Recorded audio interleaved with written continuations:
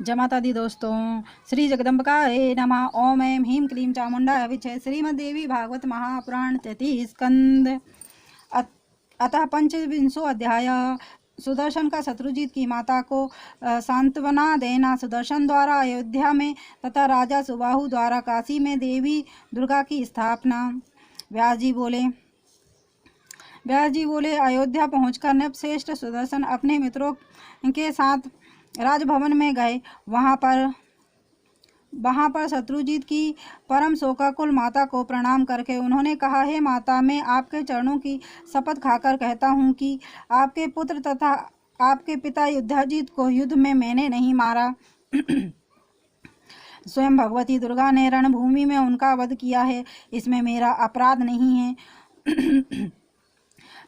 है। होनी तो अवश्य होकर रहती है, उसे टालने का कोई उपाय नहीं है। हे माननी, अपने मृत पुत्र के विषय में आप शोक ना करें, क्योंकि जीव अपने पूर्व कर्मों के अधीन होकर सुख दुख रूपी भोगों को भोगता है। हे माता, मैं आपका दास हूँ। जैसे मनोरमा मेरी माता है, वैसे ही आप भी मेरी माता हैं। हे धर्मज्ञ, आप में और उनमें मेरे लिए कुछ भी भेद नहीं है। अपने किए हुए शुभ तथा अशुभ कर्मों का फल अवश्य ही भोगना पड़ता है। अतएव सुख दुख के विषय में आपको कभी भी शोक नहीं करना चाहिए। मनुष्य को चाहिए कि दुख की स्थिति में अधिक दुख वालों को तथा सुख की स्थिति में अधिक सुख वालों को देखें और आपको हर्ष शोक रूपी शत्रु के अधीन न करें। यह सब देव के अधीन है, अपने अधीन कभी नहीं। अतएव बुद्धिमान मनुष्य को चाहिए कि शोक से अपनी आत्मा को न सुखाए। जैसे कठपुतली नट आदि के संकेत पर नाचती है, उसी प्रकार जीवन भी अपने कर्म के अधीन होकर सर्वत्र रहना पड़ता है। हे माता, अपने किए हुए कर्म का फल भोगना ही पड़ता है। यह सोचते हुए मैं वन में गया था, इसलिए मेरे मन में दुख नहीं हुआ। इस बात को मैं अभी भी जानता हूँ। इसी अयोध्या में मेरे नाना मारे गए, माता विधवा हो गई। भय से व्याकुल वह मुझे लेकर घोर वन में चली गई। रास्ते में चोरों ने उसे लूट लिया, उसके वस्त्र तक उतार लिए और समस्त राह सामग्री छीन ली।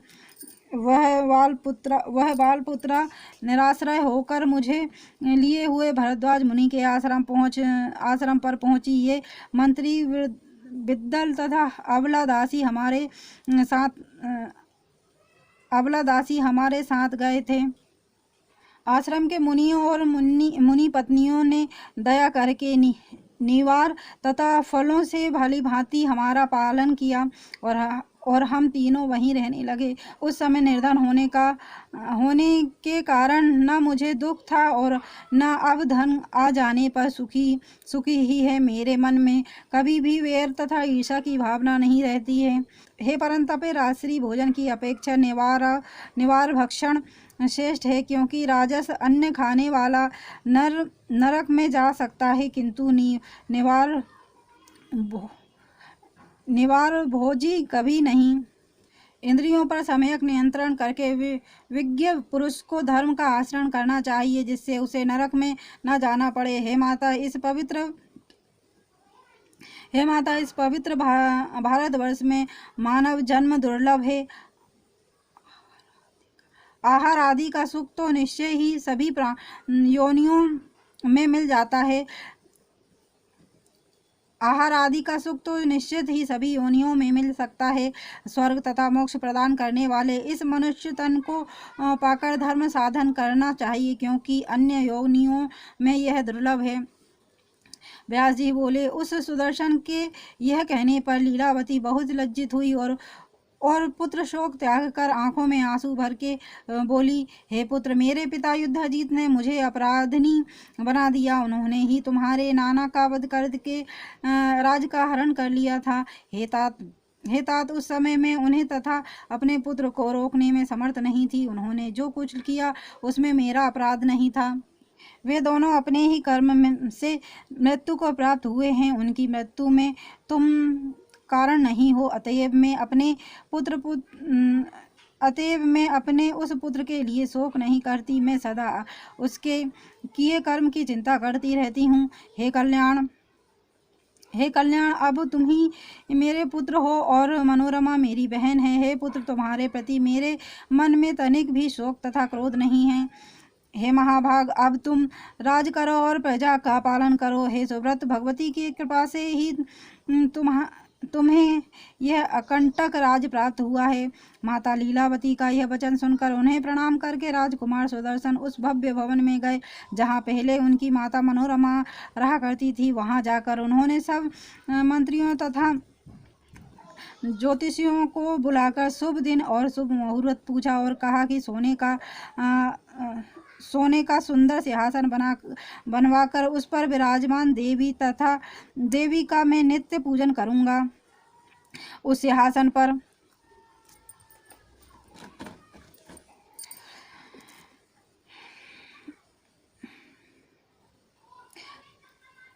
माता लीलावती का वचन सुनकर उन्हें प्रणाम करके राजकुमार सुदर्शन उस भव्य भवन में गए जहाँ पहले उनकी माता मनोरमा रहा करती थी। वहां जाकर उन्होंने सब मंत्रियों तथा ज्योतिषियों को बुलाकर शुभ दिन और शुभ मुहूर्त पूछा और कहा कि सोने का सुंदर सिंहासन बनवाकर उस पर विराजमान देवी का मैं नित्य पूजन करूंगा। उस सिंहासन पर धर्म, अर्थ, काम तथा मोक्ष प्रदान करने वाली भगवती की स्थापना करने के बाद ही मैं राजकार्य संचालित करूंगा। जैसा मेरे पूर्वज श्री राम आदि ने किया है। सभी नागरिक जनों को चाहिए कि वे सभी प्रकार के काम, अर्थ और सिद्धि प्रदान करने वाली कल्याणमयी भगवती आदि शक्ति का पूजन तथा सम्मान करते रहें। राजा सुदर्शन के ऐसा कहने पर मंत्रीगण राजाज्ञा के पालन में तत्पर हो गए। उन्होंने शिल्पियों द्वारा एक बहुत सुंदर मंदिर तैयार कराया। तदंतर राजा ने देवी की प्रतिमा बनाकर शुभ दिन और शुभ मुहूर्त में वैदिक विद्वानों को बुलाकर उनकी स्थापना की। तत्पश्चात विधिवत हवन तथा देव पूजन करके बुद्धिमान राजा ने उन्हें मंदिर में देवी की प्रतिमा स्थापित की। हे राजन, उस समय ब्राह्मणों के वेद घोष, विविध गानों तथा वाद्यों की ध्वनि के साथ बहुत बड़ा उत्सव मनाया गया। व्यास जी बोले, इस प्रकार वेदवादी विद्वानों द्वारा कल्याणमयी देवी की विधिवत स्थापना कराकर राजा सुदर्शन ने बड़े विधान के साथ नाना प्रकार की पूजा संपन्न की। इस प्रकार राजा सुदर्शन भगवती की पूजा करके अपना पैतृक राज्य प्राप्त कर विख्यात हो गए और कौशल देश में अंबिका देवी भी विख्यात हो गई। संपूर्ण राज्य प्राप्त करने के बाद सधर्म से विजय प्राप्त करने वाले राजा सुदर्शन ने सभी धर्मात्मा सामंत राजाओं को अपने अधीन कर लिया। जिस प्रकार अपने राज्य में राम हुए और जिस प्रकार दिलीप के पुत्र राजा रघु हुए, उसी प्रकार सुदर्शन भी हुए। जैसे उनके राज्य में प्रजाओं को सुख था और मर्यादा थी, वैसे ही राजा सुदर्शन के राज्य में भी था। उनके राज्य में वर्णाश्रम धर्म चारों चरणों में समृद्ध हुआ। उस समय धरती तल पर किसी का भी मन अधर्म में लिप्त नहीं होता था। कौशल देश के सभी राजाओं ने प्रत्यक्ष ग्राम में देवी के मंदिर बनवाए। तब से समस्त लोग कौशल देश में प्रेम पूर्वक देवी की पूजा होने लगी।